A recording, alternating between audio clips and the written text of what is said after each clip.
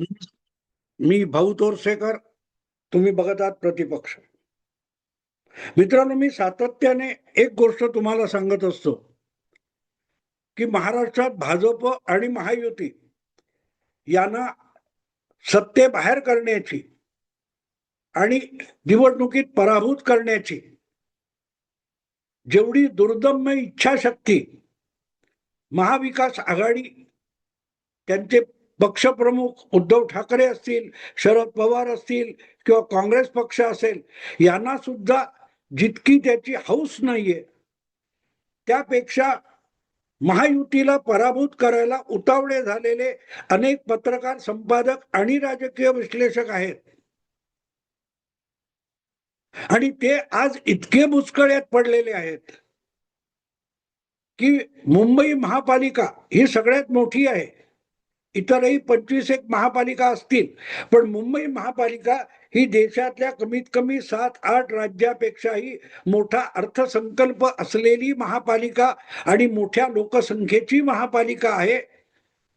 त्यामुळे एक प्रकारे ही महाराष्ट्रातली लोकसभा विधानसभेनंतर तिसरी सगळ्यात महत्वाची निवडणूक आहे.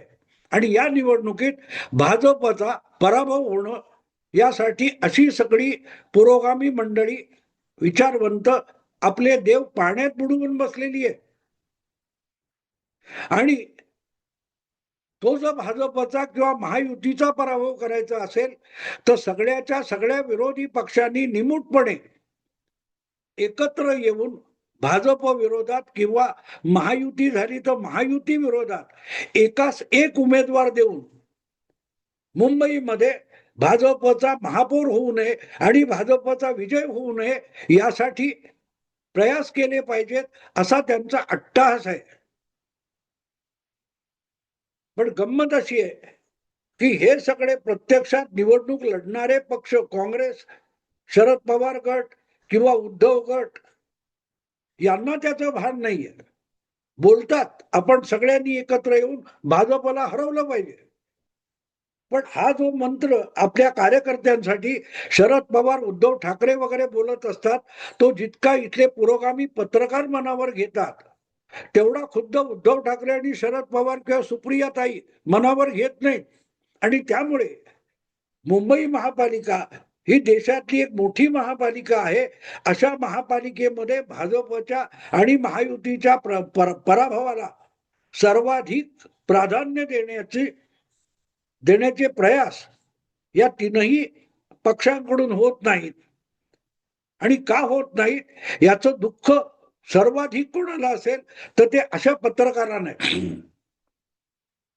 आता तुम्हाला माहिती असेल की 2 ठाकरे बंधू एकत्र आले, त्यामुळे कसं आता मुंबईत भाजपचं नाक कापलं जाणार म्हणून जे विजयोत्सव करत होते ठाकरे बंधू एकत्र आल्यानंतर, त्यांच्या काय म्हणतात त्या आनंदोत्सवामध्ये काँग्रेसने अचानक विरजण घातलं की जर राज ठाकरे आणि उद्धव ठाकरे सोबत येणार असतील तर काँग्रेस त्यांना बरोबर घेणार नाही. राज ठाकरेंना बरोबर घेऊन काँग्रेस कुठलीही निवडणूक लढवणार नाही. परप्रांतीयांच्या विरोधात राज ठाकरेंची भूमिका ही अतिरेकी आणि हिंसाचारी आहे आणि कायदा हातात घेण्याच्या भूमिकेला काँग्रेस कुठूनही पाठिंबा देणार नाही, सोबत घेणार नाही, हे वर्षा गायकवाड किंवा इतरांनी सांगून झालेले. आणि त्यामुळे भुचकाळ्यात बिचारे हे लोक पडलेत की काँग्रेसला कुठली अवदसा आठवली. भाजपला आणि महायुतीला हरवण्यासाठी एक नवा घडी आपल्या सोबत येतोय. राज ठाकरे बरोबर आले तर कशी 6%, 4.5%, 3%, 2% मतं वाढतील आणि महायुती सकट भाजपचा लज्जास्पद पराभव होईल, ही स्वप्नरंजन करण्यामध्ये गेला 2 महिने गेल्यानंतर अचानक काँग्रेसने यांना गाढ झोपेतून गडगडा हलवून उठवलेला आहे की नाही नाही नाही नाही नाही नाही, राज ठाकरे महाविकास आघाडीत येऊ शकत नाहीत आणि महाविकास आघाडीमध्ये राज ठाकरे येणार असतील तर आम्हाला उद्धव ठाकरे सुद्धा महाविकास आघाडीत नकोत, ही जी काँग्रेसची भूमिका आहे. त्यामुळे बिचाऱ्या अशा लोकांची झोप उडालेली आहे की जे स्वतः कधीही निवडणूक लढवत नाहीत, पण निवडणूक लढवणारे पक्ष हे आपण मोहरे प्यादी असतात त्याप्रमाणे खेळवतो अशा भ्रमात कायम सुप्तावस्थेत जगणारे आणि राजकीय विश्लेषण करणारे हडबडून गेलेले. पण त्यांना एवढाही बारकाईने विचार करता येत नाही की काँग्रेसला अचानक स्वबळावर सगळ्या जागा लढवण्याची खुमखुमी कशाला आली आहे. गेल्या 8 वर्षापूर्वीच्या महापालिका निवडणुकीमध्ये काँग्रेस पक्ष जवळजवळ 40-50 जागा गमावून बसला. कायम शिवसेनेशी टक्कर देणारा महापालिकेतला जर दुसरा पक्ष असेल, 2 नंबरचा पक्ष असेल, तर तो काँग्रेस पक्ष होता. 50, 60, 70 तरी जागा शिवसेनेपेक्षा एक 15, 20, 25 जागा कमी, पण शिवसेनेशी टक्कर देणारा प्रमुख पक्ष काँग्रेस होता. ती जागा गेल्या निवडणुकीत भाजपने हिरावून घेतली. महापालिका निवडणुकीमध्ये शिवसेना आणि भाजप सत्तेत एकत्र बसून सुद्धा निवडणुकीत एकमेकाच्या विरुद्ध लढले आणि दोघेही 82-84 आले. त्या दोघांच्या मारामारीमध्ये मधल्यामध्ये काँग्रेस पक्षाचा चेन्नामेन्ना झाला. 28 की 30 नगरसेवक इतक्या संख्येवर येत काँग्रेस पक्ष 3ऱ्या क्रमांकावर फेकला गेला. 227 मध्ये 28-27 याचा अर्थ काय. म्हणजे आपली अवकात काँग्रेसला कळत नाही का. काँग्रेसला सगळ्या जागा लढवायच्यात कशाला. स्वबळावर सगळ्या जागा ही गोष्ट नवी पण नाही. अगदी विधानसभा लोकसभा निवडणुकीच्या आधी या दोनही निवडणुका झाल्या नव्हत्या 3-4 वर्षापूर्वी, तेव्हा मुंबई विभागीय काँग्रेसचं अध्यक्षपद भाई जगताप यांना मिळालं होतं आणि त्यांनी तेव्हापासून सांगितलं होतं उद्धव ठाकरे मुख्यमंत्री होते, महाविकास आघाडीचं सरकार सत्तेत होतं, तरी भाई जगताप यांनी साफ सांगून टाकलं होतं की मुंबई महापालिका निवडणुका आम्ही शिवसेनेबरोबर लढणार नाही. आणि आता सुद्धा काल परवा त्यांनी एक साफ विधान करून टाकलंय. राज ठाकरेची तर गोष्टच सोडा, आम्हाला उद्धव ठाकरे सुद्धा काँग्रेस पक्षाला मुंबई महापालिका निवडणुकीत बरोबर नकोत. तर बाकी विभागणी वगैरे वगैरे बाजूला ठेवा, भाजपचा पराभव बाजूला ठेवा आणि एका गोष्टीकडे लक्ष द्या की आपल्या अंगात तेवढी ताकद नाही. हे लोकसभा विधानसभा निवडणुकीत दिसलेलं आहे, गेल्या महापालिका निवडणुकीत दिसलेलं आहे. तरी भाई जगताप असोत, वर्षा गायकवाड असोत, हर्षवर्धन सपकाळ असोत किंवा ते रमेश चेन्नीथला असोत, या लोकांना स्वबळावर मुंबई महापालिका निवडणुका लढवण्याची इतकी खुमखुमी कशाला. बस एवढ्याच प्रश्नाचं उत्तर शोधा. जे कोणी काँग्रेसचे समर्थक आहेत, भाजपला सतत पाहण्यात बघणारे आहेत, महायुतीच्या पराभवासाठी कमालीचे आसुसलेले जे पत्रकार विश्लेषक आहेत, त्यांच्यासाठी हा विषय मी डोळ्यासमोर ठेवतोय, आणतोय की बाबांनो, बाकीचे सगळे पूर्वग्रह बाजूला ठेवा आणि एका गोष्टीचा शोध घ्या की पराभूत आपण 90%, 85% जागी पराभूत होणार हे साफ दिसत असताना काँग्रेसच्या नेत्यांना स्वबळावर सगळ्या जागा लढवण्याची खुमखुमी कशासाठी आलेली आहे. त्याचं उत्तर शोधायचं असेल तर बिहारमध्ये बघावं लागतं.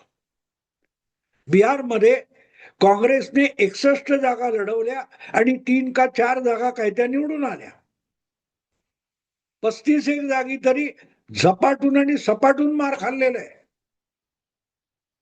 पण तरी राष्ट्रीय जनता दल या पक्षाकडून अधिकाधिक जागा आपल्याला मिळाल्या पाहिजेत, जागा वाटपामध्ये मोठा हिस्सा आपल्याला मिळावा म्हणून काँग्रेसचे नेते आणि हायकमांड अखंड प्रयास करत होता. आठवतं ना तुम्हाला. आणि जिंकल्या किती. अगदी एकत्र येऊन त्यांनी कशाबशा 50 नाही बाबा घ्या, चला 61 घ्या, पण गप्प बसा. 90 वगैरे नाही, 70 नाही, 61.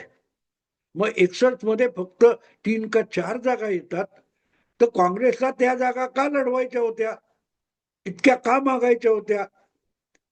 त्याचं उत्तर काँग्रेस पक्षाचं जे पाटण्यातलं मुख्यालय आहे, सदाकत आश्रम, तिथे निकालानंतर अनेक प्रमुख कार्यकर्त्यांनी, ज्येष्ठ नेत्यांनी, अनुभवी नेत्यांनी येऊन सांगितलं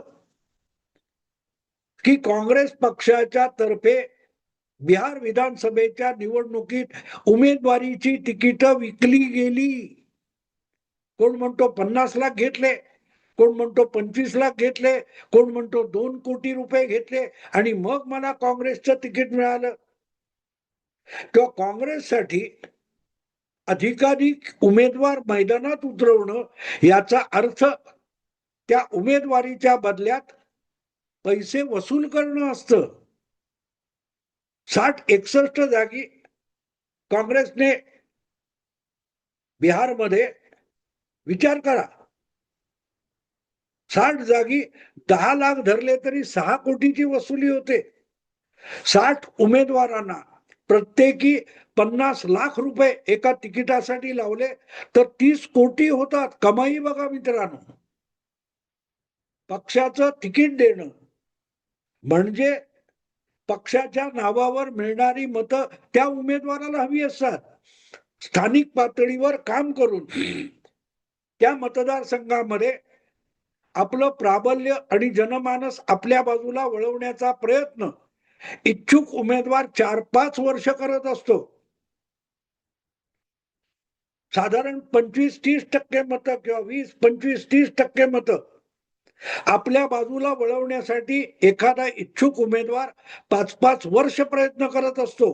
पण त्याला एक गोष्ट माहिती असते की जोपर्यंत 35-40% मतं आपल्या बाजूला येत नाहीत, आपल्या नावावर पडत नाहीत, आपल्या चिन्हावर पडत नाहीत, तोपर्यंत आपण आमदार वगैरे होऊ शकत नाही, निवडणूक जिंकू शकत नाही. आणि म्हणून ज्याला निवडणूक नुसती लढवायची नाही आणि जिंकायची आहे, त्याला त्या त्या वॉर्डामध्ये असेल, विधानसभा क्षेत्रामध्ये असेल, स्वतःच्या कुवतीवर, नावावर कमीत कमी 20 ते 25% मतांची बेगमी करावी लागते. आणि तेवढी बेगमी झालेली असेल तर त्या उमेदवाराला खात्री असते की आपल्याला अधिकची 15-20% मतं कुठल्याही पक्षाच्या नावाने मिळाली तरी आपण आमदार झालो, तरी आपण नगरसेवक झालो. आणि त्यामुळे पक्षाचं तिकीट मागायला झुंबड उडते. त्याचं कारण ते पक्षाच्या नावावर हे अनेकदा उपटसुंब इच्छुक अचानक पक्षामध्ये प्रवेश करतात आणि तिकीट मागतात. त्याचं एकमेव कारण हे असतं की त्याने स्वतःच्या हक्काची त्या मतदारसंघामध्ये 20-25% मतं गोळा केलेली असतात. त्याला पुढची समजा एक 50,000 मतं मिळाली की उमेदवार निवडून येणार आहे. आणि त्याने जर तिथे त्या मतदारसंघामध्ये 30, 32, 38, 28% मतं पक्की केलेली असतील तर कुठल्याही पक्षाच्या त्या परिसरामध्ये ज्या पक्षाचं वजन आहे, भले दुसऱ्या नंबरला दोनदा पडलेला उमेदवार त्या पक्षाचा असेल तरी त्या पक्षाची साधारणतः 15 ते 25,000 मतं केवळ त्या पक्षाचं चिन्ह आहे म्हणून मिळू शकतात.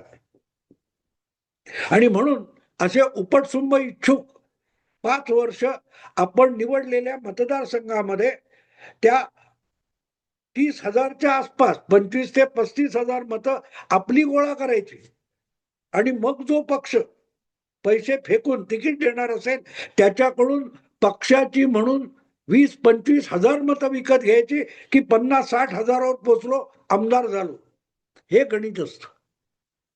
मुंबई महापालिका वॉर्डामध्ये भौगोलिक क्षेत्र कमी असतं पण वेगवेगळे उत्सव साजरे करून, यात्रा काढून, हळदी कुंकू करून, गणेशोत्सव करून आपली मतदारांची बेगमी करता येते. अशी बेगमी सगळ्या पक्षाचे उमेदवार करत असतात. आता तो वर्सोवाचा उबाठा शिवसेनेचा आमदार मुस्लिम आहे, तो सांगतो ना, मी माझ्या मतदारसंघात मंदिरं सुद्धा बांधली आहेत, मी गणेशोत्सवाला सुद्धा मदत करतो. याचा अर्थ काय असतो? त्या गणेशोत्सवाला तो मदत करतो त्याच्या बळावर हिंदूंची कमीत कमी अर्धा% मतं मिळवणारे काही त्याचे हिंदू सहकारी तयार करत असतो. तेव्हा मुंबई महापालिका निवडणुकीमध्ये 227 वॉर्ड आहेत. या वॉर्डातून तितके नगरसेवक निवडून यायचे आहेत आणि इतके नगरसेवक निवडून येतात तेव्हा त्या वॉर्डामध्ये साधारणतः 15-20 हजारापर्यंत जो मजल मारेल, 15,000 डोक्यावरून पाणी, 15,000 मतं मिळवणारा नगरसेवक आपला उमेदवार हा नगरसेवक हमखास होतो.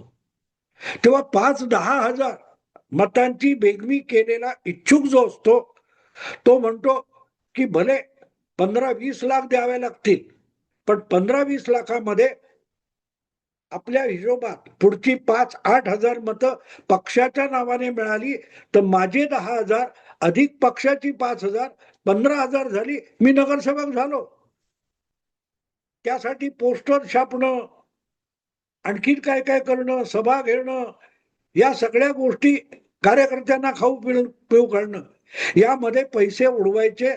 ते एका पक्षाला, कुठच्या तरी दांडग्या पक्षाला, प्रमुख पक्षाला एक 15 किंवा 20 लाख रुपये देऊन, 25 लाख रुपये देऊन त्या पक्षाचं त्या वॉर्डातलं तिकीट विकत घेतली तर मग आयती 5 ते 10 हजार मतं मिळतील, अधिक माझी 10 हजार आहेत. ह्या दोघांची मिळून 15,000 ते 20,000च्या घरात गेलो तर नगरसेवक झालो. आणि अशा इच्छुकांची संख्या कमी नसते मित्रांनो. 227 जागा आहेत. याचा अर्थ अशा रीतीने तिकीट खरेदी करायला उत्सुक आणि उतावळे असलेल्यांची मुंबईतली संख्या कमीत कमी 1,000, 1,200, 1,500 पर्यंत असू शकते. आता विचार करा की काँग्रेसने जर 227 तिकीट स्वबळावर लढायचं, याचा अर्थ 227 तिकीट काँग्रेस या नावाने वाटण्याचा आणि विकण्याचा अधिकार प्राप्त होतो. एक सारी गोष्ट आहे. 10 लाख रुपये धरा, तरी मित्रांनो 22 कोटीचा व्यवहार होतो. 22 कोटीचा. 15 लाख धरा, 33 कोटी होतो पर तिकीट. 20 लाख धरा, 44 कोटीचा व्यवहार होतो. प्रत्येक तिकीट विकलं जाईल असं नसतं. पण ज्या पक्षाला आपण कशेबशी 25 जागा निवडून आणू शकतो एवढीच खात्री आहे, तो जेव्हा अधिकची 200 तिकीट विकतो तेव्हा तो कमीत कमी 100 ते 150 तिकीट ही विकण्यासाठीच निवडणूक लढवत असतो. आणि 150 गुणिले 20 लाख करा, किती होतं? 30 कोटीचा व्यवहार आहे. तो काँग्रेसला स्वबळावर मुंबई महापालिकेच्या सगळ्या जागा लढवण्याची खुमखुमी का आहे, याचं उत्तर तिकीट विक्रीमध्ये लपलेलं आहे. भाजपला हरवणं, भाजपचा महापौर होता कामा नये, या सगळ्या तात्विक गोष्टी या विश्लेषणापुरत्या मर्यादित आहेत, व्यवहारात नाही.